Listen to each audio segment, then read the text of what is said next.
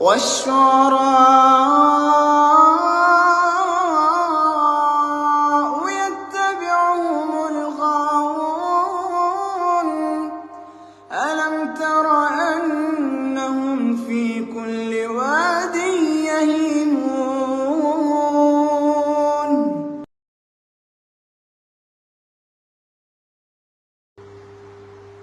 أعوذ بالله من الشيطان الرجيم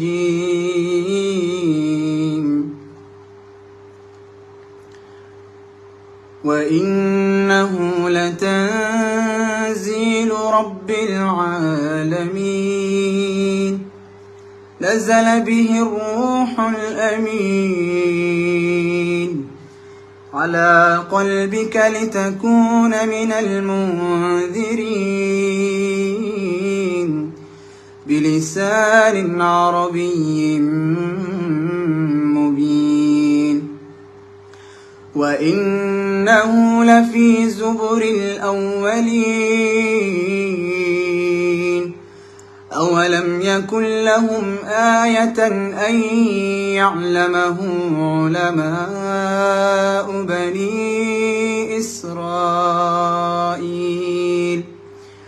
ولو نزلناه على بعض الأعجمين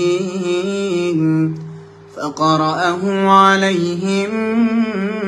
ما كانوا به مؤمنين كذلك سلكناه في قلوب المجرمين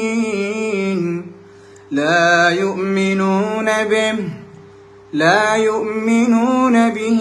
حتى يروا العذاب الأليم فيأتيهم بغتة وهم لا يشعرون فيقولوا هل نحن منظرون أفبعذابنا يستعجلون أفرأيت إن متعناهم سنين ثم جاءهم ما كانوا يوعدون ما أغنى عنهم ما كانوا يمتعون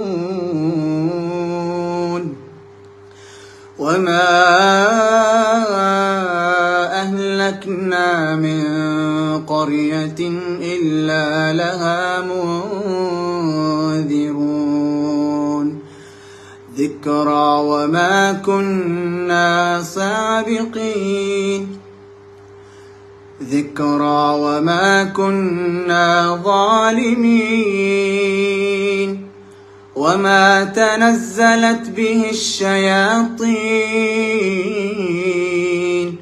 وما ينبغي لهم وما يستطيعون إنهم عن السمع لمعزولون فلا تدع مع الله إلها آخر فتكون من المعذبين وأنذر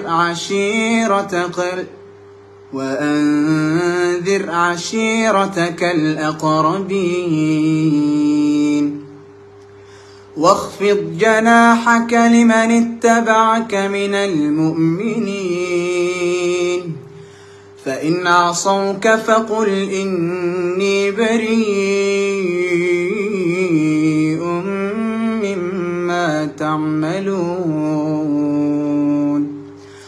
وتوكل على العزيز الرحيم الذي يراك حين تقوم وتقلبك في الساجدين إنه هو السميع العليم هل أنبئكم على من تنزل الشياطين تنزل على كل أفاك أثيم يلقون السمع وأكثرهم كاذبون والشعراء يتبعهم الغاوون ألم تر أنهم في كل واد يهيمون وأنهم يقولون ما لا يفعلون وأنهم يقولون ما لا يفعلون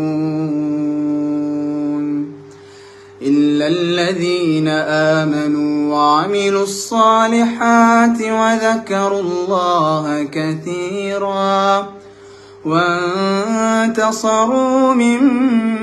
بعد ما ظلموا وسيعلم الذين ظلموا أي منقلب ينقلبون.